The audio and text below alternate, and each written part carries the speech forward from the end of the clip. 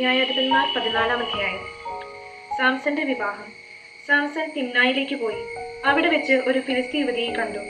അവൻ തിരിച്ചു വന്ന മാതാപിതാക്കന്മാരോട് പറഞ്ഞു, തിമ്നായിൽ ഞാൻ ഒരു ഫിലിസ്തീ യുവതിയെ കണ്ടുമുട്ടി. അവളെ എനിക്ക് വിവാഹം ചെയ്തു തരണം.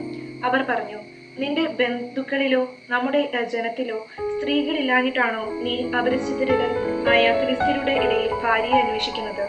എന്നാൽ സാംസൺ പറഞ്ഞു, അവളെ എനിക്ക് തരിക. അവളെ എനിക്ക് ഇഷ്ടപ്പെട്ടു. അത് കർത്താവിന്റെ ഹിതമാണെന്ന് മാതാപിതാക്കന്മാർ മനസ്സിലാക്കിയില്ല. അവിടുന്ന് ഫിലിസ്തീയർക്കെതിരായി ഒരവസരം പാർത്തിരിക്കുകയായിരുന്നു. അക്കാലത്ത് ഫിലിസ്തീയർ ഇസ്രായേലിന്റെ മേൽ ആധിപത്യം പുലർത്തിയിരുന്നു. സാംസൺ മാതാപിതാക്കന്മാരോട് കൂടി തിമ്നായിലേക്ക് പോയി.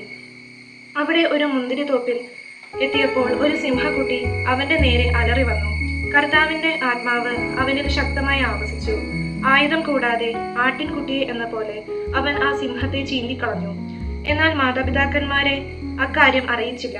സാംസൺ ആ സ്ത്രീയോട് സംസാരിച്ചു. അവന് അവളെ വളരെ ഇഷ്ടപ്പെട്ടു. കുറച്ചുനാൾ കഴിഞ്ഞ് അവളെ കൂട്ടിക്കൊണ്ടു പോകാൻ അവൻ വന്നു. വഴിമധ്യേ ആ സിംഹത്തിന്റെ ഉടൽ കാണാൻ അവൻ തിരഞ്ഞു. അതാ സിംഹത്തിന്റെ ശരീരത്തിൽ ഒരു തേൻകൂട്.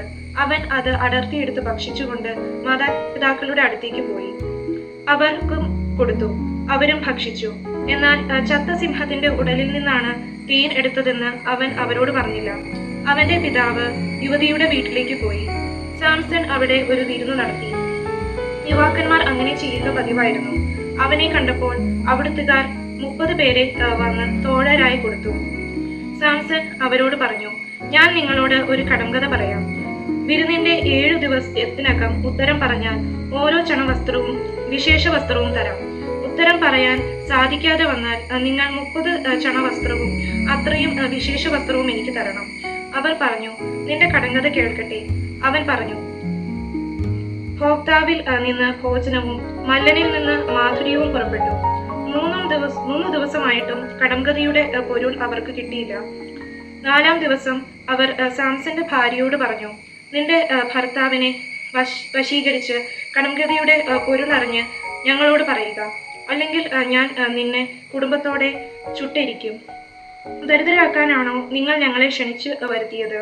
സാംസന്റെ ഭാര്യ അവന്റെ മുന്നിൽ കരഞ്ഞുകൊണ്ട് പറഞ്ഞു, നിങ്ങൾക്ക് എന്നോട് വെറുപ്പാണ്. എന്നെ സ്നേഹിക്കുന്നില്ല. എന്റെ ആളുകളോട് നീ ഒരു കടങ്കഥ പറഞ്ഞിരുന്നു. എന്നാൽ അത് എന്തെന്ന് എന്നോട് പറഞ്ഞില്ല.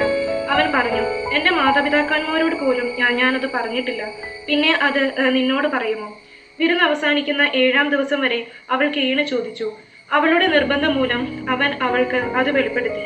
അവൾ അത് തന്റെ ആളുകളോട് പറഞ്ഞു. 7-ാം ദിവസം സൂര്യാസ്തമയം